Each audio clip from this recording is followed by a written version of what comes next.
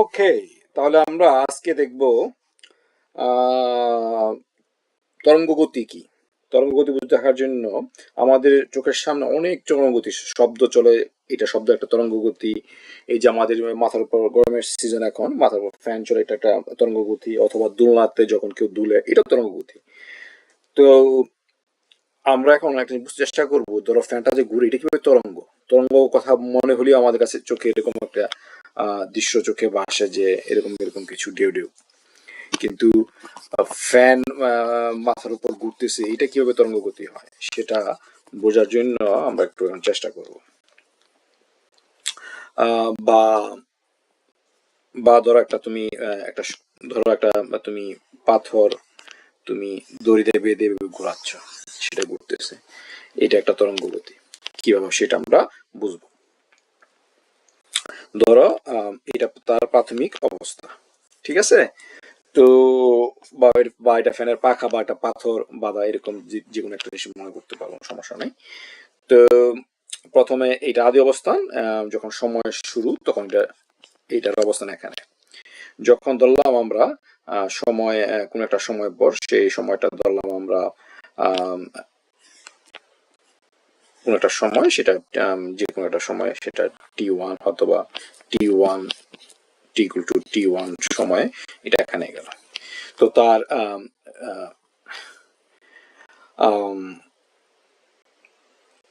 Displacement বা তার কতটুকু হলো, সেটাকে আমরা এভাবে বলতে পারি যে এতটুকু। তা ইনিশিয়াল অবস্থা থেকে যদি করি, এই অংশটা যদি আমরা এক্স ধরি, এক্স, তারপর পরে টি সময় ধরে মনে করে কোনো একটা আরেকটা সময় পরে, এই এক্সটা কিভাবে এখান থেকে ঘুরে সর্বোচ্চ হবে এই জায়গায় আসে, যখন বরাবর আসবে তখন এটা হবে রেডিয়াস বরাবর, তখন এটা হবে ধরো আর। যদি এটা রেডিয়াস যদি আর হয়, সরি আমি যদি ধরো এটা কেন্দ্র ধরো আর, তো এইভাবে ঘুরতে থাকবে, ঠিক আছে।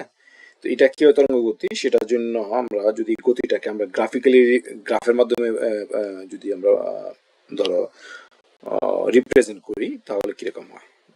আমরা আঁকলাম, ধরো যখন এই জায়গায় টি শূন্য ছিল, তখন তার অবস্থান ছিল এখানে।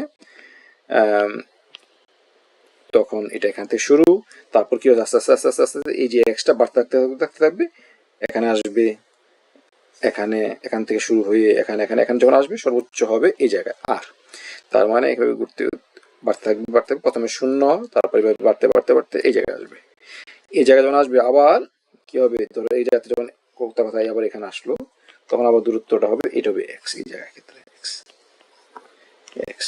তাহলে তাহলে কি হলো, আবার কমতে থাকবে, এটা সর্বোচ্চ হবে এই জায়গায়, তারপর কমতে কমতে গিয়ে কমতে জিরো হবে কোন জায়গায়, যখন এই জায়গায় আসবে। এটা হচ্ছে আদি অবস্থা বরাবর, এর উপর লম্ব যতটুকু সেটা হচ্ছে ডিসপ্লেসমেন্ট। তারপর আবার সর্বোচ্চ হবে কোথায়, সর্বোচ্চ হবে এই জায়গায়, তখন এই জায়গায়। তারপর আবার কমতে থাকবে, কমতে কমতে গিয়ে এখানে এসে জিরো, একবার পূর্বাবস্থায় ফিরে আসবে। এটা যদি আমরা টি এর সাথে করতে পারি, এদিক দিয়ে যদি এক্স দিই, এই সর্বোচ্চ যে মানে মানে মুভমেন্ট, এটাকে বলা হয় অ্যাম্পলিটিউড ইংলিশে, এটা অ্যাম্পলিটিউড। তো এটাকে অন্যভাবে আমরা যদি অ্যাঙ্গেলে যদি রিপ্রেজেন্ট করি, ধরো এটা থিটা দিয়ে রিপ্রেজেন্ট করি, তাহলে এখানে যখন অ্যাঙ্গেল শূন্য ছিল, এখানে শূন্য, এখানে 90, এখানে হচ্ছে 180, এই যে বরাবর এই 180 এই জায়গায় হবে, এখান থেকে এখানে যখন এখানে আসবে এই জায়গায় এটা হবে 270, এখানে জিরো যখন আসবে এখানে হচ্ছে 360। তাহলে এদিকে টি অথবা যদি থিটাও যদি দেই, তাহলে আমরা কি হবে, এক্স এর এগেইনস্টে যদি আমরা টি অথবা থিটা প্লট করি, এটা তরঙ্গের মতো হবে না, এভাবে চলতে থাকবে, যদি ঘুরতে ঘুরতে থাকবে, এভাবে চলতে থাকবে। তো এই ধরনের গতিটাকে বলা হয় তরঙ্গ গতি। তরঙ্গ গতি হচ্ছে এমন একটা গতি যেটা একটা নির্দিষ্ট সময় পর পর পর তার পূর্ব অবস্থানে ফিরে আসে। তো প্রথম একটা এখান থেকে শুরু করে যখন যখন ফিরে আসে, আবার এই ঘুরে একটা পূর্ণ ঘুরন দিয়ে এখানে যখন ফিরে আসে, এই জায়গায় আগের জায়গায় ফিরে আসে, এটা কি একটা সম্পূর্ণ একটা পূর্ণ সার্কেল হইল, বা পূর্ণ একটা কি বলে একটা পূর্ণচক্র হইল, এই পূর্ণচক্রের সময় যতটুকু সে টোটাল মানে যতটুকু অতিক্রম করে সেটাকে বলা হয়, বা এতটুকু বলা হচ্ছে ল্যামডা। তরঙ্গ, এটা ল্যামডাকে বলা, এটাকে বলা বাংলায় বলে হচ্ছে ল্যামডা হচ্ছে তরঙ্গ দৈর্ঘ্য।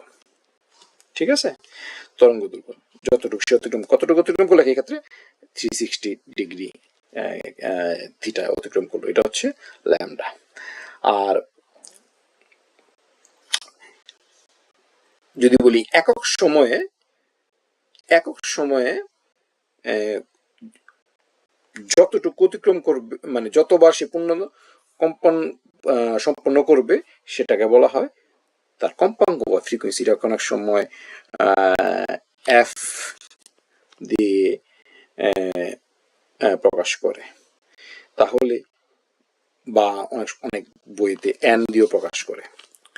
তাহলে একটা পূর্ণ ধর কি হয়, একটা পূর্ণ চক্র বা পূর্ণ মানে একটা পূর্ণ চক্র সম্পন্ন করতে যে দূরত্ব অতিক্রম করে সেটা হচ্ছে ল্যামডা। ঠিক আছে, তাহলে একক সময় কত দূরত্ব অতিক্রম করবে?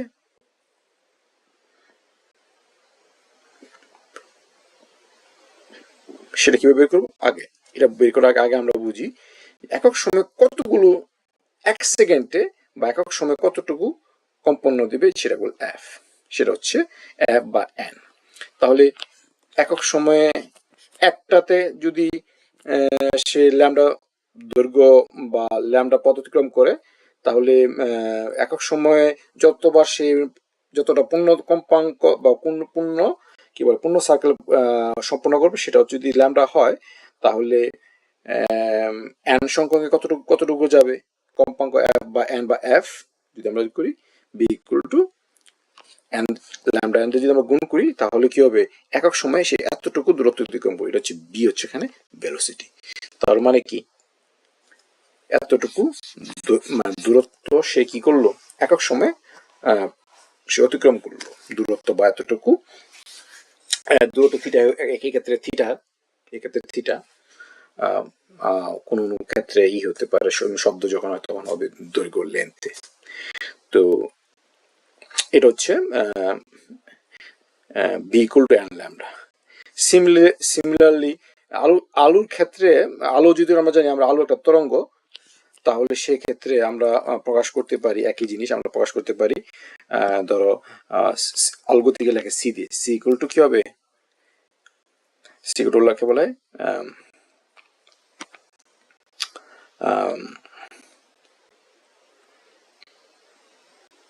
Mu lambda. এটা হচ্ছে mu, mu mu Greek letter mu, এটা কম্পাঙ্ক, বাংলা বলে কম্পাঙ্ক বা ইংলিশে ফ্রিকোয়েন্সি, ফ্রিকোয়েন্সি বাংলা হচ্ছে কম্পাঙ্ক। ঠিক আছে, তাহলে আমরা দেখলাম যে একটা ফ্যানের গতি বা একটা পাথর যদি এভাবে আমরা যদি বেঁধে দিই, তার গতিটা এরকম তরঙ্গ আকারে চলতে থাকে, তরঙ্গের আকারে আকার রূপ নেয়। তো এটা হচ্ছে একটা তরঙ্গ গতি। তরঙ্গ গতি হচ্ছে ওইসব গতি যেসব গতি পর্যায়ক্রমে অত নির্দিষ্ট সময় পর পর তার পূর্বাবস্থায় ফিরে আসে। ঠিক আছে, তাহলে এই ফর্মুলাটা তোমাদের বইয়ে নাই, কিন্তু এটা বুঝতে হবে। V equal to n lambda. V হচ্ছে ব্যাগ, আর এন হচ্ছে একক সময়ে সে কয়বার সে মানে পূর্ণ দোলন কম্পন্ন করে বা পূর্ণ সার্কেল পূর্ণ করে ক্ষেত্রে সেটা হচ্ছে এন, আর যতটুকু সে দূরত্ব অতিক্রম করে সেটা হচ্ছে ল্যামডা। তার ধরো এক সেকেন্ডে যদি সে মানে 100 মানে 100 বার সে যদি পূর্ণ সার্কেল পরিপূর্ণ করে, তাহলে তার কম্পাঙ্ক হচ্ছে 100। তো 100 সার্কেলে সে কতটুকু দূরত্ব অতিক্রম করবে, এক্ষেত্রে যদি ধরো ল্যামডা 360 ডিগ্রি একটা পূর্ণ থিটায়, তাহলে তার এক্ষেত্রে তার ব্যাগ হবে হচ্ছে কত 360,000। এক্ষেত্রে কি হবে, থিটা হচ্ছে অ্যাঙ্গেল, যদি আমরা যদি ডিগ্রি চিন্তা করি ডিগ্রি পার সেকেন্ড। আর ফ্রিকোয়েন্সি একক কি সাধারণত হচ্ছে পার সেকেন্ড, মানে 1/সেকেন্ড হচ্ছে ফ্রিকোয়েন্সির একক। তো এইটা খুব important formula, v equal to n lambda. তো শব্দ যদি একটা তরঙ্গ, শব্দের সেম হবে, শব্দের গতি যদি আমরা বি কে আমরা সি দিয়ে প্রকাশ করি, এক্ষেত্রে হবে সি, আর এখানে ল্যামডা একটা ল্যামডা, আর আলুর ক্ষেত্রে আমরা এই তোমার ফ্রিকোয়েন্সিকে আমরা লিখি দিয়ে মিউ দিয়ে। তাহলে দুইটা ফর্মুলা আসলে একই ফর্মুলা, যে কোনো তরঙ্গ গতির ফর্মুলা হচ্ছে এটা, c equal to n lambda বা মিউ ল্যামডা বা v equal to n lambda. ঠিক আছে? তাহলে আমরা কিভাবে যে আমরা দোলনা যদি আমরা চিন্তা করি, দোলনা দেখো, দোলনা যদি বা একটা দোলনাতে এখানে বা একটা পাথর বেঁধে ঝুলাই দিলাম কোথাও থেকে, তারপর এটা টান দিয়ে ছেড়ে দিলাম, তাহলে কি হবে? সে এখান থেকে এখানে যাবে, গিয়ে এখানে যাবে, সর্বোচ্চ এখানে গিয়ে আবার সে করবে, সে কি বারবার সে তার পুরো আগের জায়গায় ফিরে আসবে। এই ধরনের গতিও তোমার তরঙ্গ গতি, এবং এই গতিকেও আমরা এরকম একটা যদি গ্রাফিক্যালি রিপ্রেজেন্ট করতে পারি, আমরা সময়ের সাথে যদি অ্যাঙ্গেলের যদি প্লট করি, তখনও এরকম ওয়েব শেপ হবে। ঠিক আছে?